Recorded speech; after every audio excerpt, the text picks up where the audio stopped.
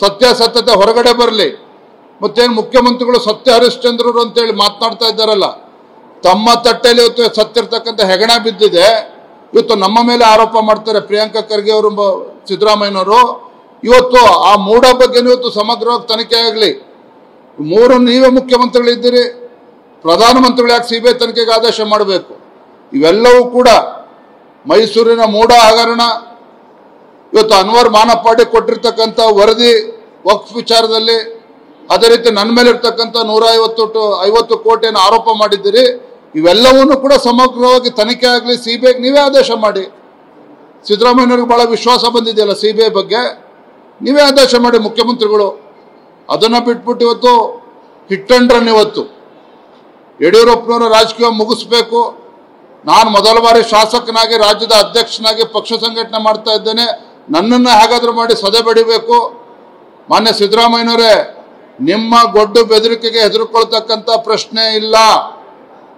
ಯಾವುದೇ ಕಾರಣಕ್ಕೂ ಹೆದರ್ಕೊಳ್ತಕ್ಕಂಥ ಪ್ರಶ್ನೆ ಇಲ್ಲ.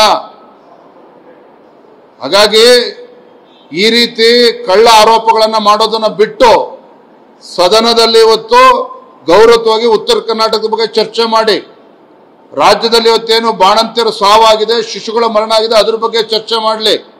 ಅದನ್ನು ಬಿಟ್ಬಿಟ್ಟು ಬಿಜೆಪಿಯವ್ರನ್ನ ನಮಗೆ ಗೊಡ್ಡು ಬೆದರಿಕೆ ಹಾಕ್ತಕ್ಕಂಥ ಪ್ರಯತ್ನ ಮಾಡಬೇಡಿ.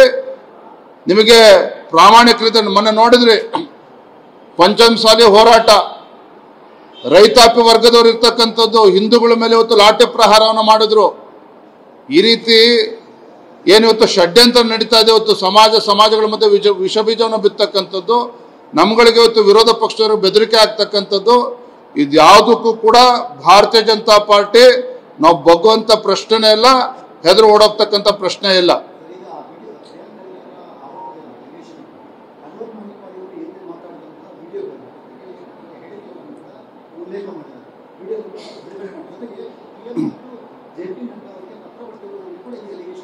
ನೋಡಿ, ಹಿಂದೆ ಅನ್ವರ್ ಮಾನಪ್ಪಾಡಿ ಅವರು ಏನು ಆರೋಪ ಮಾಡಿದ್ದಾರೆ, ನಿನ್ನೆ ದಿನ ಏನು ಹೇಳಿದ್ದಾರೆ, ಇವೆಲ್ಲವನ್ನು ಕೂಡ ಸಿಬಿಐ ತನಿಖೆ ಕೊಡಿ ಅಂತ ಹೇಳ್ತಾ ಇದ್ದೀನಲ್ಲ. ಅದ್ರ ಜೊತೆಗೆ ಅನ್ವರ್ ಮಾನಪ್ಪಾಡಿ ಕೊಟ್ಟಿರ್ತಕ್ಕಂಥ ವರದಿ ಬಗ್ಗೆನೂ ಸಿಬಿಐ ತನಿಖೆ ಕೊಡಿ.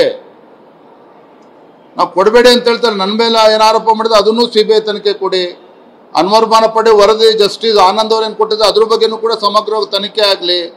ಮತ್ತು ಮುಖ್ಯಮಂತ್ರಿಗಳ ಮೂಢ ಹಗರಣವೂ ಕೂಡ ಸಿಬಿಐ ತನಿಖೆ ಕೊಡಿ. ಯಾಕೆ ಹೆದರೋಡ್ ಹೋಗ್ತಾ ಇದ್ದೀರಿ? ಯಾಕೆ ಆತಂಕದಲ್ಲಿ ಇದ್ದೀರಿ ಮುಖ್ಯಮಂತ್ರಿಗಳು? ಇವತ್ತು ಎಕ್ಸೈಸ್ ಹಗರಣ ಆಗಿದೆ, ಅದ್ರ ಬಗ್ಗೆನೂ ಕೂಡ ಸಿಬಿಐ ತನಿಖೆ ಕೊಡಿ. ಹಾಗಾದ್ರೆ ಧನ್ಯವಾದ.